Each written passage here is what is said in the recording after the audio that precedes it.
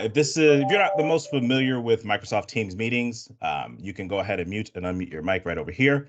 Don't hit this button. It's disastrous to me. I'm sharing my screen, but that is the share button. You can access your menu options with the settings or the ellipses here. Raise your hand with the hand raise feature, but given our time that we have, I would prefer that everybody use the chat so Gabby can go ahead and respond that way. All right, so our agenda is going to be pretty simple. We're going to talk about the pre-meeting stage, some of the in-meeting features and the experience, and the post-meeting follow-up. With that, let's jump into a live environment. All right. Cool beans. Do ask if you do jump in, just double check that mute button. There's a lot of us here. All right, so let's start by heading to our calendar. So first, we've already opened up the desktop version of Teams. A lot of what I'm going to show you is also applicable if you're using the online version of Teams. So now that we're in the calendar, we're going to explore the different types of meetings that exist. Some of them new and improved. So over in the top right, underneath your profile icon, you'll see this little drop-down chevron. To quickly create a meeting, you can simply click on New Meeting. But if you were to hit this drop-down right here, you have the ability to schedule a standard meeting, and we'll talk about that and talk through it.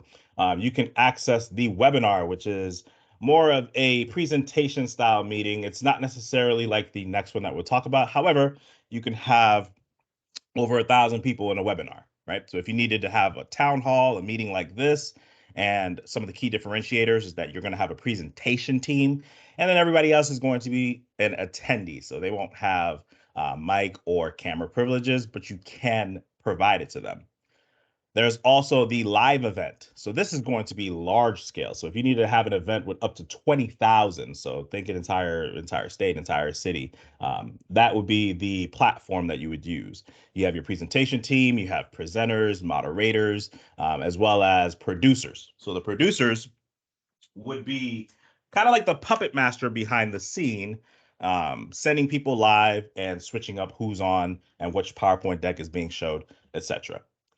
So let's go ahead and we're going to schedule our meeting, right? So we're going to click on schedule meeting. This opens up our meeting card where we can go ahead and just create the awesome sauce meeting, right? There we go. I'm just trying to match y'all's energy. So down here, we have our meeting title. We're going to add our attendees. So this is pretty straightforward stuff. It's nothing too complicated here. So we'll add Pradeep. Let's say, who can we add? All right, we'll add Diane and Alan. Perfect. So these are our two folks that we're going to add to the meeting. You also can hit this little plus over here to add some optional attendees. Yes, that is the only way to schedule that webinar. To see that question come through is through this calendar. Okay, so optional attendees, these people don't have to be here. You could think of Outlook meetings whenever you would have your required in your optional field. So this is all the same here. We have a couple of quick tools right here. We have suggested, where if everybody's in your organization, you can actually see where Teams is telling you everybody's available on their calendar. So that can help guide when you're going to schedule that meeting. So that's a really cool tool right there. Recurrence. So if you want it to repeat, you can select your recurrence options here. And if you needed it to be a channel meeting, you would just go ahead and select your channel there. Description and everything can be added. So this meeting is only for awesome people. Please bring Kool-Aid. There it is. Cool.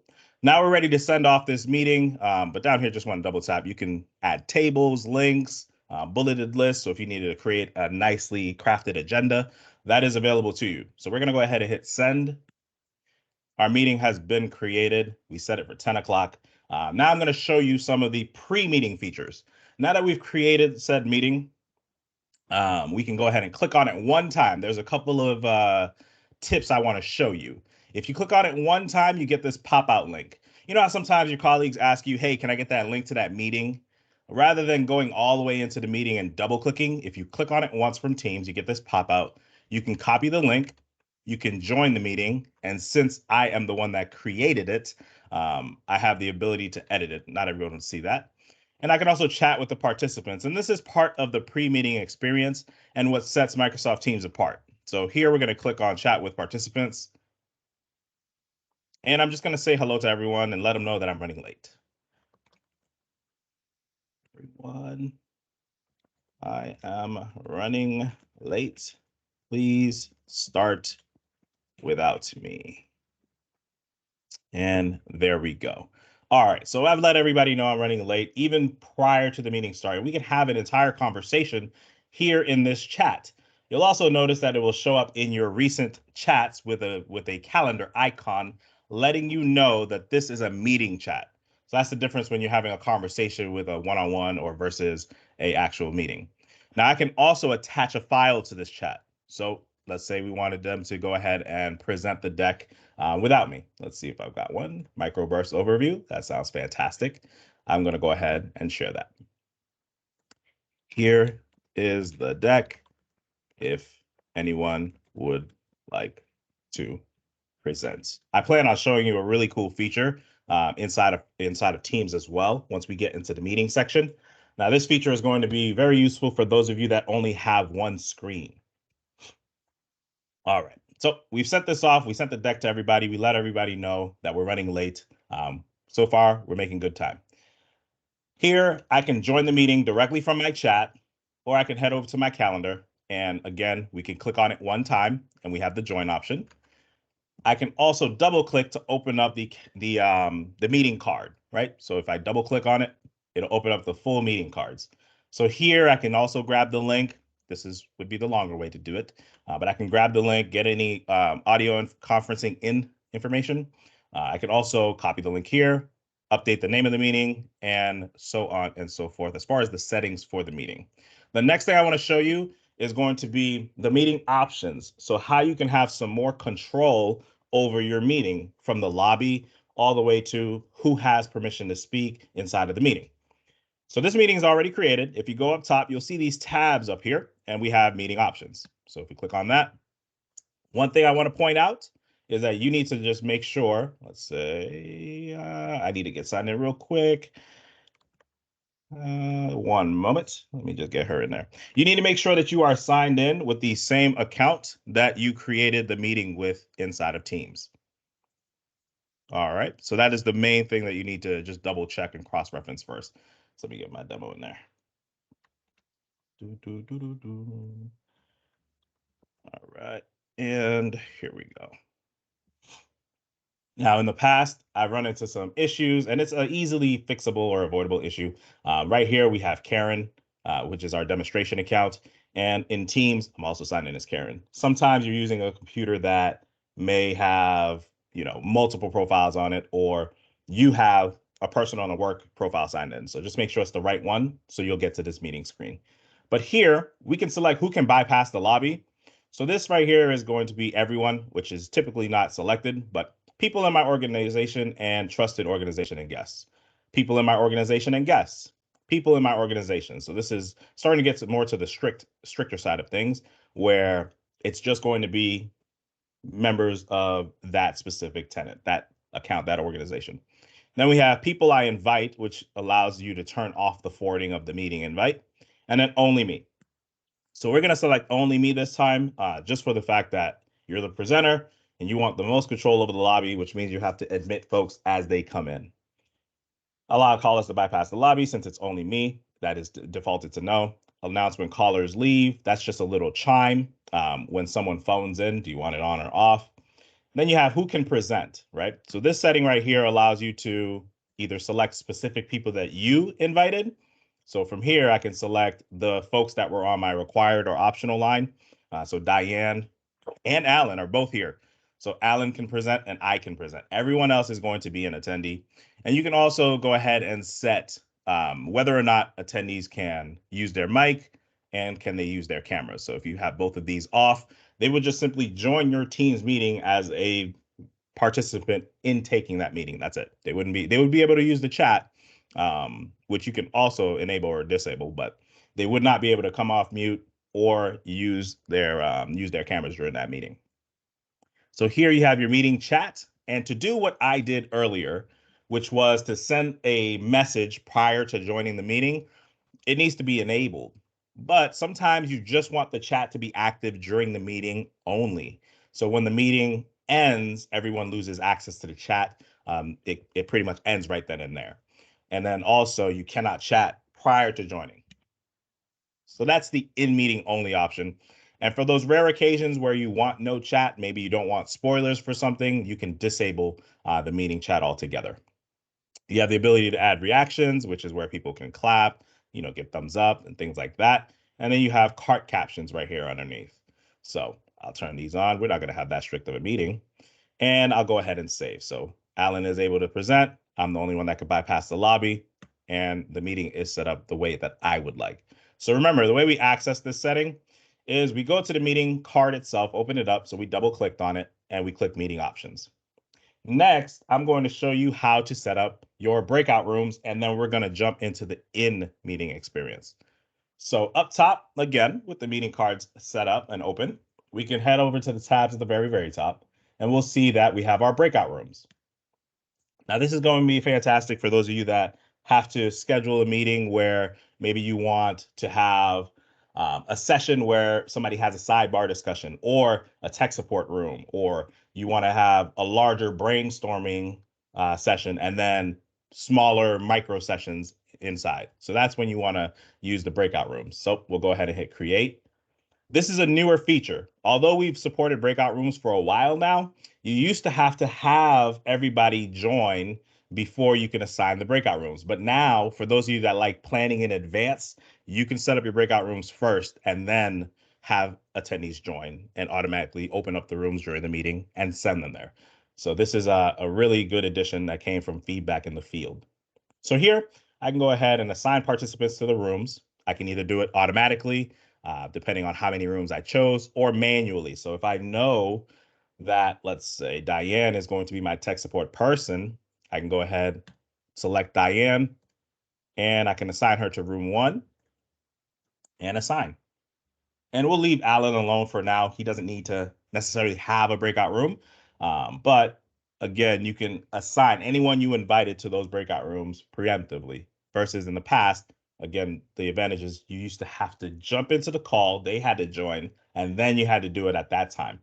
Teams will also remember your breakout room selection. So if you wanted to have this be a recurring meeting and you consistently use this feature, you don't have to set it up every time. All right, and you can also click on this ellipses here and you can rename it.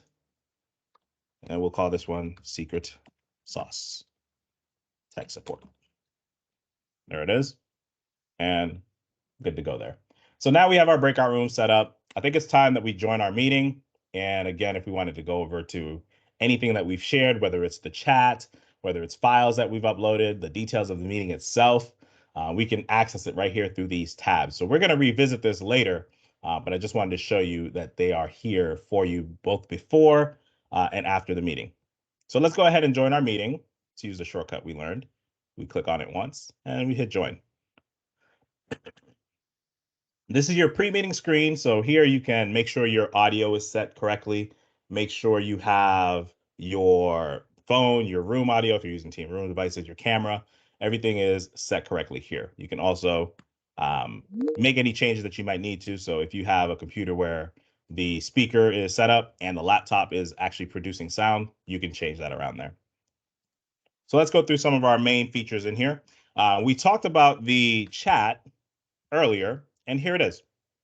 So we actually have access to that same exact chat. So the microburst, PowerPoint, I told everybody I was running late. They can go ahead and start without me. And here it is. So I can continue that conversation. Thanks for waiting, everyone. I have arrived. There we are. Cool. Now I want to go ahead and show you some of the extra features, such as how to present like a pro. Now, there's a difference when you start sharing your screen in Teams versus sharing a window.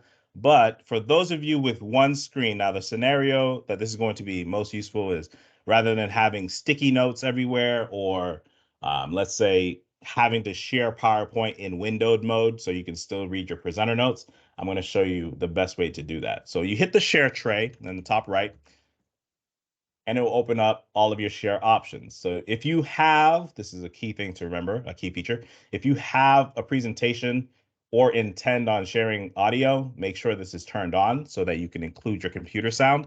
Nothing worse than having a PowerPoint and the music isn't coming through, right? So here you have your screen versus window. And the easy way to differentiate between these two, the screen shares everything. So if you go into your Outlook by accident, they can see it. If you go into something sensitive, they can see it. So that's what happens when you share the whole screen. You just got to take some precautions on the back end just to make sure you close down whatever is not supposed to be seen or might be considered sensitive. When you share a window, it does not follow you. So if I were to accidentally access my Outlook or something like that, none of that would actually appear. So that's the difference between a window. Some of the limiting factors of sharing a window is if you do intend to switch to another application, then you would run into the potential issue of, okay, well, now they can't see it, right? So they can only see that one window that I selected to share. If we scroll down a little bit, we can see PowerPoint Live, right? So right now I can upload a PowerPoint presentation from my OneDrive. I can also browse my computer for a PowerPoint presentation. So I'm going to upload from my OneDrive, and I have my microburst overview. And I'm going to show you why this is such a powerful tool for those of you with one screen. And even if you don't have one screen, you have two, right? So let's go ahead and start a meeting recording, and then we'll take a look at this together afterwards. We hit the ellipses, we could scroll down, start the recording, and there we go. All right, so now we have the PowerPoint. This red box indicates what they can see, right? So if my presentation has notes, I can still read my presenter notes, but they can't see anything except the full screen PowerPoint. Super valuable for all of us, right? You also have access to a toolkit, so you have your cursor so you can move around, but you can convert that to a laser pointer. So here, if I wanted to talk about the microburst, it's a weather phenomenon overview. We could select that right there and just make a circle around it, much like if you had a laser pointer in person. If you click and hold the left mouse, it drags it a little longer, but it does go away after about a second when I let go. So it kind of lets me draw some emphasis to something. So if I need to draw across, let it go, and it goes away. So again, lets you have that pointer experience, but do it virtually. You can also permanently write on the presentation. So if I needed to circle something, maybe make a note or annotation, I can do that. And that would be with the pen. Conversely, you have the eraser. So if you write something in error, you can erase it. And you have your highlighter option. So if you wanted to draw some emphasis to create it for Contoso Civic Coordination Center, I can go ahead and just draw some emphasis there, right? Now, I want to show you a couple of extra tips while you're presenting. When you present with PowerPoint Live inside of Teams, people are able to move through the PowerPoint slides without you having them actually having control over it, right? So to stop people from private viewing, if you look at the top, there's a little eyeball. And when you click on it, it disables private viewing, which forces everybody to stay on the same slide as you. So if you needed everybody to be on slide 1 and then you progress to slide 2, they would all progress at the same time. So you wouldn't have to worry about somebody, being further ahead of you than they needed to be, or anything of that such, because private viewing is disabled, right? And if you are okay with them kind of thumbing through the deck and making it to the end while you're still on slide 1, you can have it enabled. All right. I really wanted to double tap on this feature because, again, when you only have one screen, presenting can be fairly stressful. And then you may have like a note card or something on your desk to keep you on track and have your talking points. But with PowerPoint Live, you can actually see those notes right here along the side. We're going to go ahead and cut the recording there. So we'll hit more, stop recording. And there we go. So earlier, we also set up the breakout rooms. Let's stop presenting. We set up the breakout rooms. So I'm going to go ahead and show you how to open those rooms. So we'll go to breakout rooms up top. Now, keep in mind, you do need to have the desktop version of Teams in order to manage the breakout rooms. But as I've already assigned the participants to the secret sauce tech support, I can open the breakout rooms by clicking this open button. So we'll do that. And any participants that are currently in the call will get a banner across the top of their screen that will let them know you are going to be moved into a breakout room in 10 seconds. You can also set announcements to all of your breakout rooms. So again, here you have a megaphone option or icon. If I wanted to make an announcement, hey everyone, please do your best work. This will go out to all of your breakout rooms. Now you can have up to 50. So rather than sending a message in each one of your breakout rooms, you can just send an announcement to all of them at the same time. And as you can see, we've sent your announcement. So that's looking good. Now, as the organizer of the breakout rooms, if I needed to join any of the rooms, I could simply click on the ellipses and you have the option to join a specific room. You can also rename it on the fly and you can close the room. So let's say you were running an experiment, you gave a task, but this is a common icebreaker or team builder exercise. You have no time limit, but you give a task and then you call a team in 5 minutes and you call another team, 15 minutes later and just see where both got. You can close individual rooms here, or you can go ahead and hit the big purple button to close all of the rooms. So again, if we were to close the rooms, it will pull everybody back into the main meeting and let them know in 10 seconds you are about to be moved. People can also mention you inside of the breakout room. So if you do get an app mention, you'll be able to just click here and join the room. You'll see a secondary meeting pop up. And here you have access to being able to share your screen. And it's a meeting within a meeting. So I can take a look at the chat. This is the announcement that I sent out earlier. Everyone, please do your best work.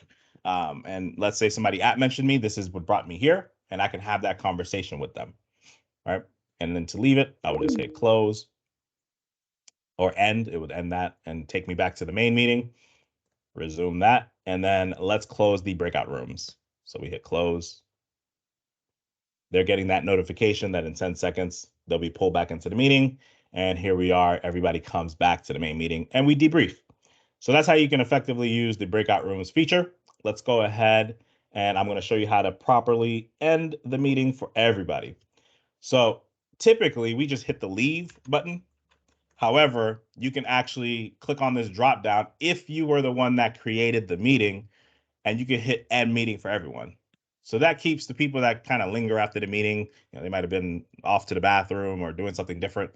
This kicks out everybody and ends the meeting right away. So it's only available to the organizer, the person that created said meeting. And that was what we wanted to cover in the in-meeting experience. Now we're going to talk about the post-meeting experience. So I'm going to go ahead and just access the meeting again by clicking it 2 times. And now I should have some additional items inside of my chat. So when I go to chat, as the organizer, I can see the meeting recording. So if I needed to share this recording to somebody that maybe we forgot to invite to the call, I can just click on the ellipses here and I can open it in OneDrive. Here we go. There's Karen right there. And here we are. So remember, when I was sharing with PowerPoint Live, it was, I made sure to tell you all that the attendees could not see my presenter notes. They could only see the screen. So if we go ahead and hit play, we'll see their perspective of what was being shown at that time. So this is what it looks like for them. And again, that's why I love it. A lot of times you can get by with one screen, but you have to write down notes. But when you have the feature like this, you're able to have a fully featured presentation and still have access to your notes and just be more efficient that way. All right. And let's go ahead and close that out. Actually, one last thing. If you need to download the recording, here's your download button. Here's your share. This is the example I gave you if you needed to share it to somebody that was not invited. So here we can go ahead and just add somebody if we needed to, right? So if we needed to add a third person that maybe just got hired or just transferred into our department, it's like, hey, we had a department meeting last week. Let me share the recording with you. That's how you can do that. So let's close that for now. All right, and we'll go back to the meeting. We can also pull attendance. So if you have a recurring meeting, I want to show you what attendance would look like. In the top left, you're going to have a drop-down chevron, and this is how you can select different days, right? So if you have a recurring meeting, that's every Monday, Wednesday, Friday, you would just hit this drop down if you needed to pull up Wednesday's attendance report. But this one here is for the most recent one. We had one participant, which was me. The meeting started at 9:44 and lasted until 9:53, so about a little under 10 minutes. And we could see the name and list of the participants showing their first join time and their last leave time, as well as their in-meeting duration. How long were they actually in the meeting? And what role did they play? So this will show the main meeting. It is not calculating the time spent in the breakout rooms, which is the discrepancy you see between 8:57 and 9:15. So that, just wanted to point that out if anybody is trying to calculate for hey, you know, I saw this meeting was an hour, but you were in there for 27 minutes and we had breakout rooms. So that's what you can expect here. You can also download this attendance report as an Excel file. So open it up. Let's see here. And there you go. So it cleaned it up really nicely for us inside of Teams. And this is just going to be the raw data. So how long the meeting was. If you need to expand this, take a look. The name of the participants, the in-meeting activities. So meeting, breakout room here. The duration was 20 seconds. So you can get that number right over here. It's just in-meeting activities. You can see that, right? So you just hit download right up top, and you'll be able to download that attendance list. All right. So that is the content that I wanted to cover with you all today. I could take some questions about anything that we may have covered because we have a couple of extra minutes, got about 3 minutes to spare. So if there are any questions, Nick or Gabby, feel free to go ahead and send them over. Anything you want me to show again. It's pretty healthy pace, but we do have this recorded, so you don't have to worry about having to remember all of this on the spot. Since we have some extra time, go ahead. Oh yeah, only the quick thing I just wanted to go ahead and let you guys know. This is really just a brief overview of Teams meetings here.